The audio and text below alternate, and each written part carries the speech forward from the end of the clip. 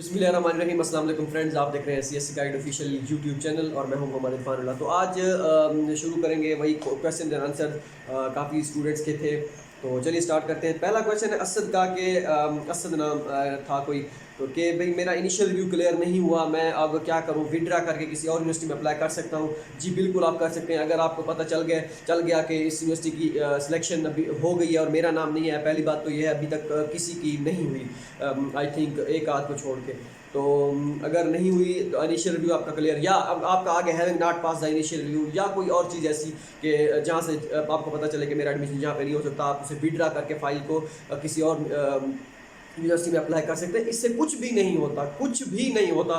एक तो ये कि आप जब तीसरी विड्रा करके किसी और यूनिवर्सिटी में अप्लाई करेंगे तो तीसरी एप्लीकेशन आपकी सबमिट हो जाएगी। अगर चौथी करेंगे तो आपकी एप्लीकेशन सबमिट नहीं होगी। तीसरी एप्लीकेशन सबमिट होने का मतलब ये कि आपके पास चांस था, आपने वो यूज़ किया। अगर आपका विड्रा पहले कर लिया, किसी को कोई पता नहीं आपने किसी में अप्लाई किया था किस में नहीं किया, तो इसकी टेंशन बिल्कुल छोड़ दें आप।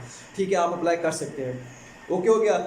कामरान का क्वेश्चन था कि नोटराइज विदाउट नोटराइज हम अप्लाई कर सकते हैं विदाउट नोटराइज डॉक्यूमेंट्स, क्योंकि एक करंट सिचुएशन के मुताबिक बिल्कुल नहीं कर सकते आप। उनको आपसे कोई गर्ज नहीं है, उनको आपसे चाहे लॉकडाउन है, चाहे कर्फ्यू भी लगा हुआ हो, तब भी उनको आपसे कोई गर्ज नहीं है। उनको जो रिक्वायर्ड डॉक्यूमेंट से डिमांड है वो उनको चाहिए ही चाहिए। और वैसे भी आई थिंक कल से कोर्ट्स भी ओपन होंगी, डिस्ट्रिक्ट कोर्ट सारी, तो आप कल करवा सकते हैं, कोई इशू नहीं है। लड़के काफ़ी सारे करवा भी रहे हैं।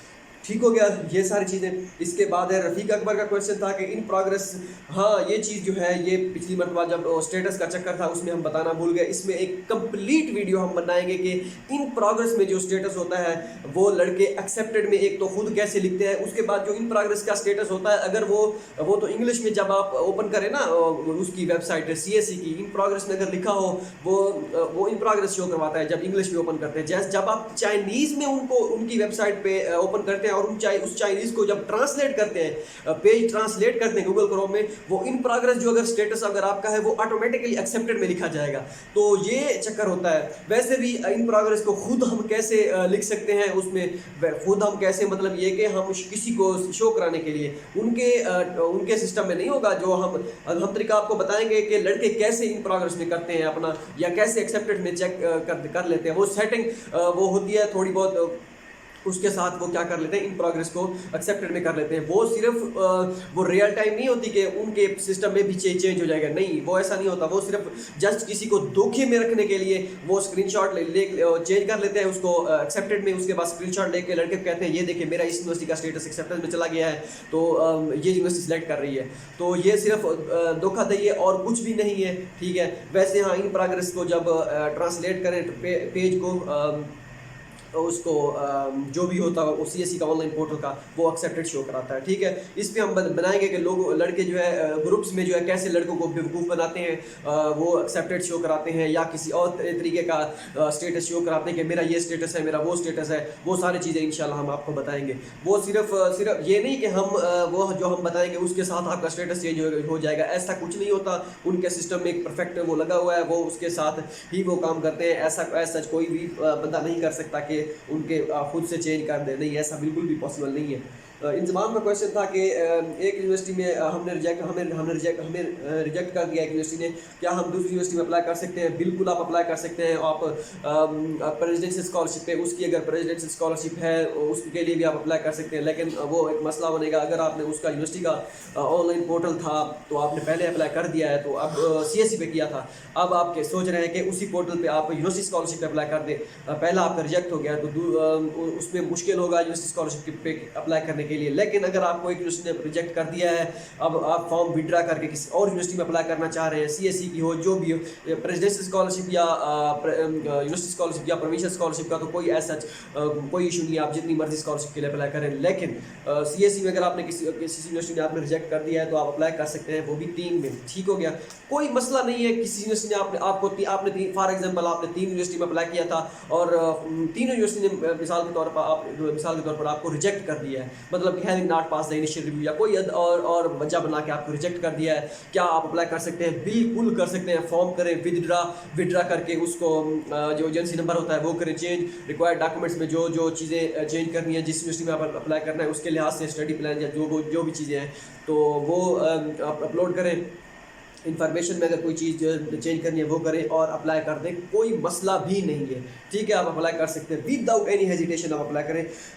जैस्मीन जैन यूनिवर्सिटी के लिए क्या उसने अब्दुल बासित का क्वेश्चन था कि उन्होंने जैम्स यूनिवर्सिटी में अप्लाई किया था, उन्होंने जैम्स यूनिवर्सिटी वालों ने रिजेक्ट कर दिया है, क्या मैं उसकी प्रेसिडेंसी स्कॉलरशिप के लिए अप्लाई कर सकता हूँ?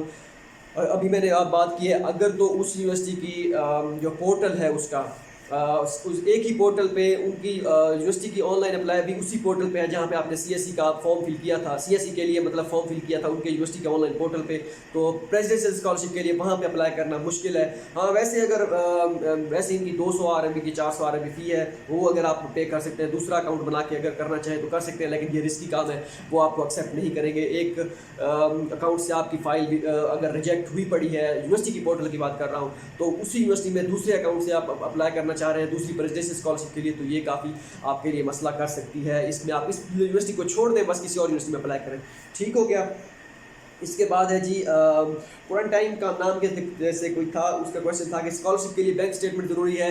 तो इसके लिए बैंक स्टेटमेंट क्या ज़रूरी होती भी है, नहीं भी होती। जिनकी फुल स्कॉलरशिप होती है, ये हिसाब किताब क्या है, ये आने वाले दिनों में हम आपको बताएंगे कि कितनी इसकी बैंक स्टेटमेंट होती है और क्यों होती है, उसकी टर्म्स एंड कंडीशन क्या होती है, वो हम आपको सारा बताएंगे। उसके बारे में बिल्कुल परेशान नहीं होना, अभी टाइम काफ़ी पड़ा है। तो खैर हफ्ते 2 में मैं इंशाल्लाह वीडियो इस पर बना दूंगा, क्योंकि अभी से आपको थोड़ा सा प्रिपेयर होना होगा। अगर तो आपने जो मैं आपको बताऊंगा उस सिचुएशन के मुताबिक अगर आपकी कोई स्कॉलरशिप लगती है तो आपके पास बैंक स्टेटमेंट होना लाजमी है। लेकिन अगर आपको सीएससी स्कॉलरशिप आपकी लगती है, फिर आपके पास बैंक स्टेटमेंट ना भी हो, कोई मसला भी नहीं होता, कोई किसी बैंक स्टेटमेंट की ज़रूरत नहीं होती। ठीक हो गया। उसके बाद है जी वहीद का क्वेश्चन था कि अगर 2 यूनिवर्सिटी सीएससी की सिलेक्ट कर दें तो फिर क्या होगा। अगर दो यूनिवर्सिटी सिलेक्ट कर दें तो फिर जिस यूनिवर्सिटी ने पहले डॉक्यूमेंट्स आपके सेंड किए होंगे सीएससी को, वो उसमें आपकी सिलेक्शन होगी। आपसे कोई पूछेगा नहीं कि अगर आपको कोई ये बंदा कह रहा है कि यूनिवर्सिटी आपसे पहले पूछेगी या सीएससी पूछेगी भाई आप इन 2 यूनिवर्सिटी में सिलेक्ट हुए, आप किस में जाना चाहेंगे। नहीं भाई, ऐसा नहीं है। वो ऑटोमेटिकली खुद ही आप जिस यूनिवर्सिटी के लिए की फ़ाइल पहले जाएगी, या उनको लगा कि इसका बैकग्राउंड के साथ ये चीज़ ये मेजर ज़्यादा मैच करता है, मतलब कि इसमें ये सही रहेगा, तो वो खुद से ही आपको, मेरे ख्याल में जो यूनिवर्सिटी पहले डॉक्यूमेंट सेंड करती है उसी में आपकी सिलेक्शन होती है। तो क्योंकि लाजमी तो नहीं है कि जिस यूनिवर्सिटी ने पहले जिस 2 यूनिवर्सिटी में आप सिलेक्ट हुए हों उन दोनों ने एक ही टाइम पे डॉक्यूमेंट सेंड किए हों, तो जो भी डॉक्यूमेंट्स पहले पहुंचेंगे जिस यूनिवर्सिटी ने सिलेक्ट करके पहले भेज दिए उस यूनिवर्सिटी में आपकी सिलेक्शन हो जाएगी।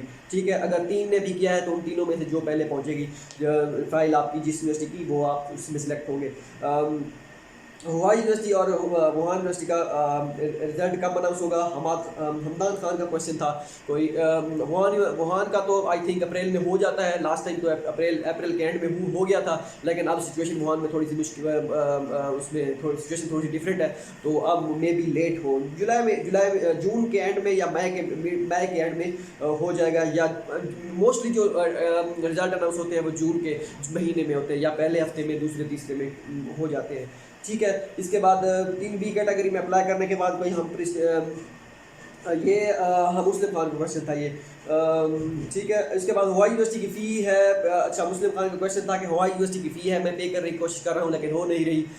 भाई होगी, उनका जो उन्होंने बैंक अकाउंट दिया गया है उसमें आप डिपॉजिट करवा दें। चाइना में अगर आपका कोई दोस्त है तो वो करा सकता है, लेकिन उन्होंने ऑनलाइन पोर्टल भी दिया हुआ है, वहाँ पे आप लॉगिन करके वहाँ पे भी आप फीस सबमिट करा सकते हैं। वो कैसे करनी है वो मैंने नहीं कराई, खैर मेरा दोस्त था वहाँ पे, उसको मैंने कहा था तो उसने पे कर दी थी। ठीक है। तो ऐसा जो पाकिस्तान से करनी है या और करनी है उसका मुझे नहीं आइडिया। वैसे जो उन्होंने बैंक अकाउंट दिया गया है वो वहीं से कोई बंदा बैठ के फ़ी पे करा सकता है, यहाँ से नहीं कर सकता। ठीक हो गया जी। इसके बाद है 3B कैटेगरी में मुस्लिम खान का क्वेश्चन है दोबारा कि 3 यूनिवर्सिटी में अप्लाई कर लिया है सीएससी की B कैटेगरी पे, या प्रोविंशियल और यूनिवर्सिटी स्कॉलरशिप के लिए अप्लाई कर सकते हैं। बिल्कुल कर सकते हैं, कोई मसला भी नहीं है इसमें। ठीक हो गया। जितने भी मर्जी करें, कोई लिमिट नहीं है। इसके बाद है जी मेजर जो है सीएस की वेबसाइट पे है, यूनिवर्सिटी की वेबसाइट पे नहीं है। असरार हुसैन का क्वेश्चन था ऐसा क्या करें अब। तो भाई अगर तो CSE की वेबसाइट पे, यूनिवर्सिटी वेबसाइट पे भी होगा, लाजमी होगा, वो किसी न किसी स्कूल में उस स्कूल के अंदर आपका डायरेक्ट मेजर्स आपका शो नहीं हो रहा है, हो रहा होगा। किसी स्कूल में जाएं, उसमें यूनिवर्सिटी की स्कूल वो जो ऑनलाइन पोर्टल होता है, कोई स्कूल ओपन करे, बारी बारी सब स्कूल ओपन करे, उसमें कहीं ना कहीं आपका मेजर लाजमी होगा। ये नहीं हो सकता कि CSE की वेबसाइट पे हो और यूनिवर्सिटी की वेबसाइट पे हो ना हो। ठीक हो गया जी। अभी ये पॉसिबिलिटी है, होती है कि यूनिवर्सिटी की वेबसाइट पे हो तो CSE की वेबसाइट पे ना हो। ये तो होता है क्योंकि CSE उस मेजर को उस यूनिवर्सिटी के लिए वो प्रोग्राम ऑफर नहीं कर रहा होता स्कॉलरशिप के लिए। ठीक है, तो CSE की वेबसाइट पे हो, यूनिवर्सिटी की वेबसाइट पे ना हो, ऐसा पॉसिबल नहीं है। कहीं ना कहीं होगा, आप दोबारा चेक करें उसे। ठीक हो गया जी। डिग्री कंप्लीट हुई है 2020 में, क्या मैं ट्रांसक्रिप्ट अपलोड कर सकता हूँ? जहाँ पे डिग्री अपलोड करनी है वहाँ पे मैं ट्रांसक्रिप्ट अपलोड कर सकता हूँ? बिल्कुल भी नहीं कर सकते। आपको होप सर्टिफिकेट बनवाना होगा अगर आपके पास ट्रांसक्रिप्ट है। जहाँ तक आपकी डिग्री कंप्लीट हो गई है, अगर ट्रांसक्रिप्ट है, डिग्री नहीं है, फिर होप सर्टिफिकेट लगाना होगा, ट्रांसक्रिप्ट नहीं लगानी होगी।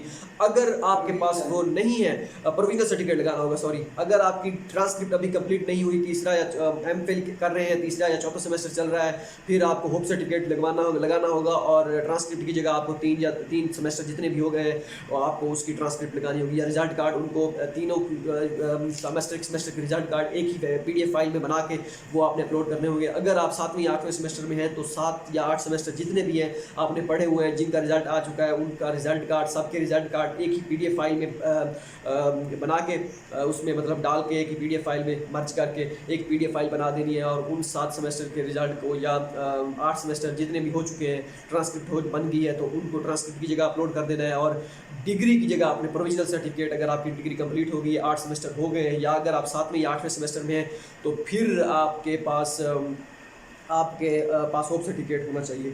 ठीक है, तो ये सारी चीज़ें हो गई। उसके बाद वही हो गया। अच्छा, होप सर्टिफिकेट हमने कहाँ पे अपलोड कर रहे हैं? होप सर्टिफिकेट आप जहाँ पे लिखा होता है highest degree diploma, notarised highest diploma, तो नोटराइज्ड हाईएस्ट डिप्लोमा या डिग्री जहाँ पे लिखा होता है फाइनल सर्टिफिकेट, वहाँ पे आपने ये अपलोड करना होता है अपना, क्या नाम है इसका, होप सर्टिफिकेट या प्रोविजनल सर्टिफिकेट। ठीक है, ये सारी चीज़ें। होप सो आपको ये वीडियो पसंद आई होगी। मिलते हैं अगली वीडियो में। दुआओं में याद रखिएगा। अल्लाह हाफिज़।